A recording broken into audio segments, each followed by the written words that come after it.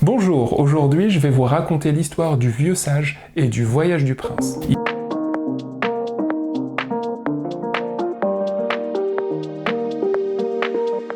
Il était une fois un vieux roi qui voulait parfaire l'éducation du prince héritier et le préparer au trône.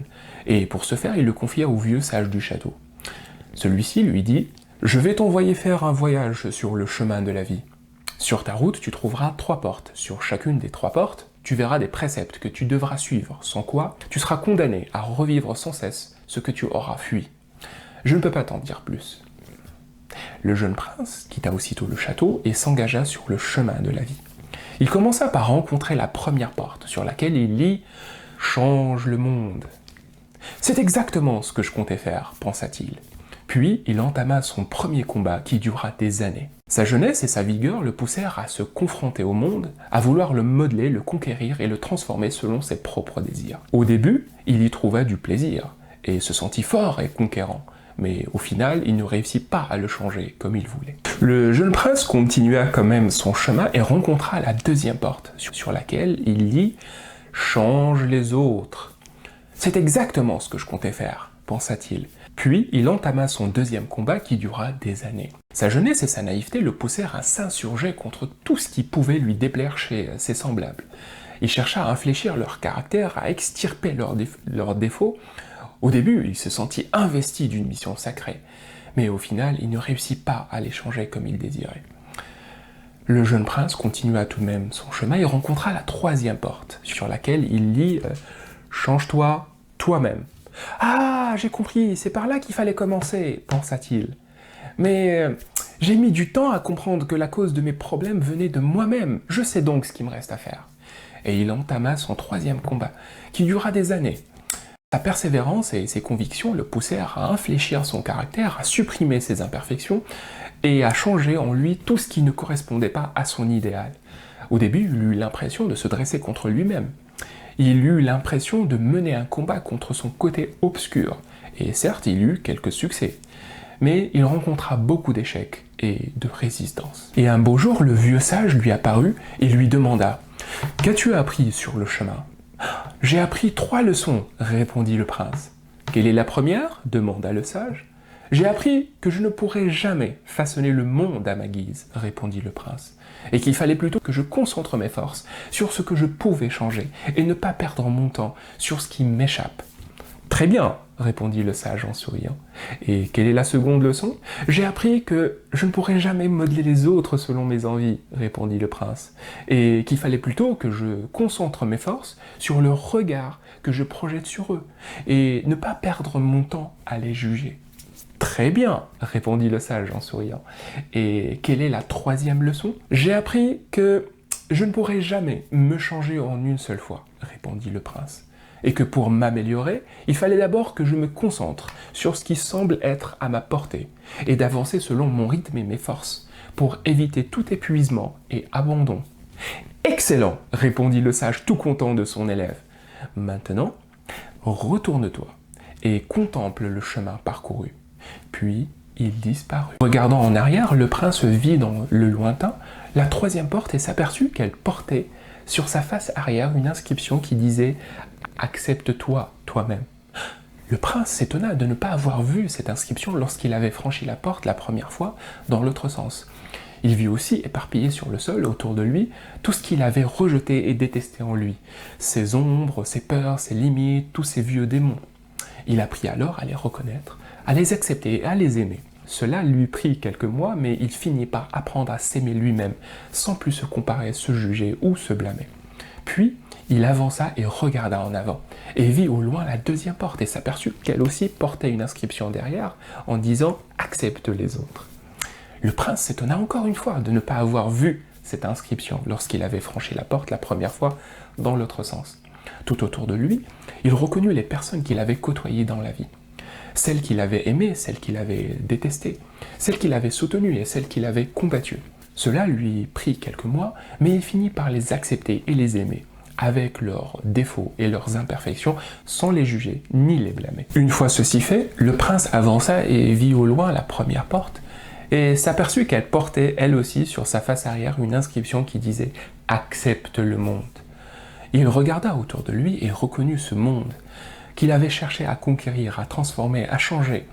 Cela lui prit encore quelques mois, mais finit contre toute attente par trouver la beauté dans les imperfections du monde. Et à la fin du chemin, le prince trouva le vieux sage assis en train de l'attendre. Celui-ci lui dit « Te voilà de retour à ton point de départ et te voilà en accord avec toi-même, avec les autres et avec le monde. » Puis, il lui mit une couronne sur la tête et disparut.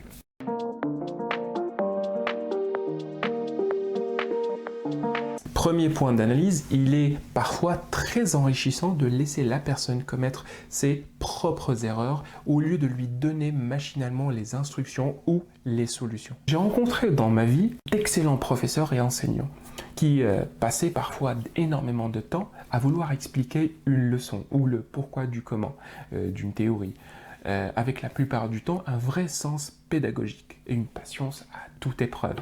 Le problème, c'est que par la suite, quand ces mêmes professeurs et ces mêmes enseignants remarquaient, par exemple, que leurs conseils ou leurs indications n'avaient pas été correctement suivis ou respectés par certains de leurs élèves, ils s'énervaient et se montraient offusqués.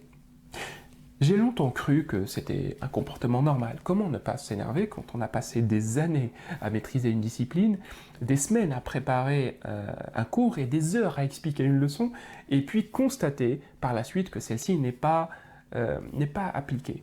Et j'ai mis beaucoup de temps à comprendre que malgré toute l'excellence dont faisaient preuve ces professeurs et ces enseignants dans leur travail, ils n'étaient pas des éducateurs.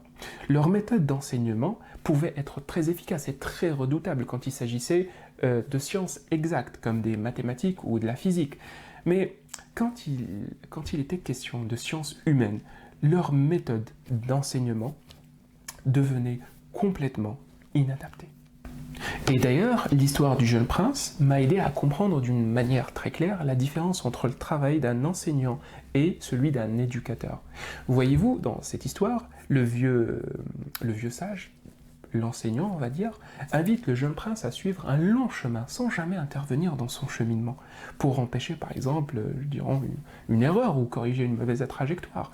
Il aurait pu pourtant le faire, ou se contenter de lui donner tel un enseignant, un long cours théorique et lui dire voilà ce qu'il faut faire, voilà ce qu'il ne faut pas faire. Mais il n'a choisi de ne rien dire.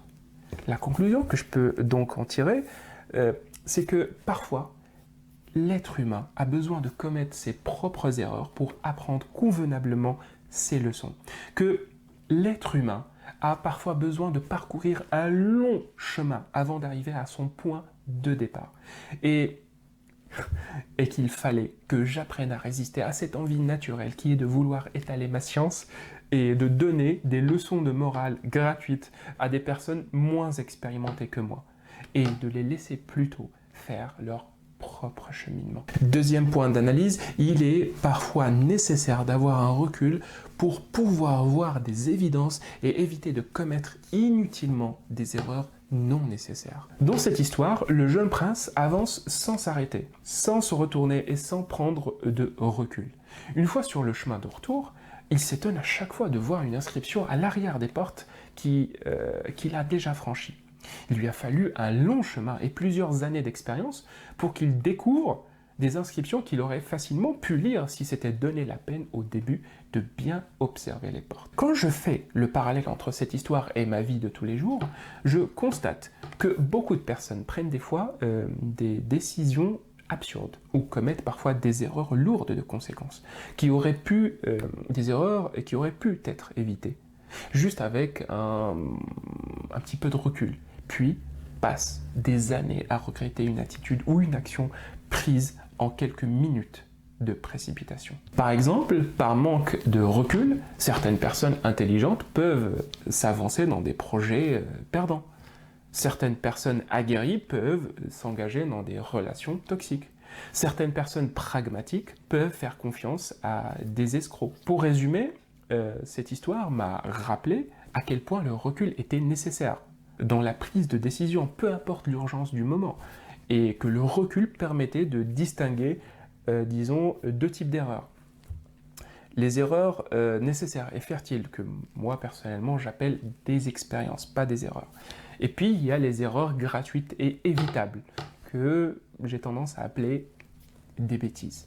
Troisième point d'analyse, un excès de confiance peut parfois se transformer en une sorte d'arrogance aveuglante qui mène vers l'échec. L'humilité, à contrario, est un puissant moteur d'avancement et d'amélioration continue. Au début de l'histoire, le prince, jeune et inexpérimenté, croit tout savoir, avance en toute confiance, surestime ses capacités et son influence et sous-estime les difficultés et les imprévus de la vie, et passe du coup des années avant d'assimiler correctement les leçons.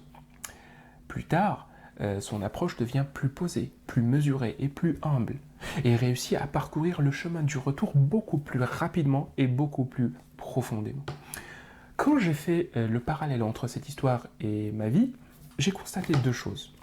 La première chose, que beaucoup d'échecs que j'ai dû essuyer dans ma vie étaient dus à une forme d'inconscience ou d'arrogance que j'interprétais naïvement et fièrement comme du courage et de la confiance en moi. La deuxième chose, c'est que la majorité des réussites que j'ai eues étaient basées, à contrario, sur des décisions prises lors de moments de lucidité et d'humilité. Ce que je retiens donc de ce point, c'est que chaque jour qui passe est une occasion d'apprendre et d'avancer. Et cela ne peut être possible que si je réussis à admettre mon ignorance, mes limites et mes lacunes.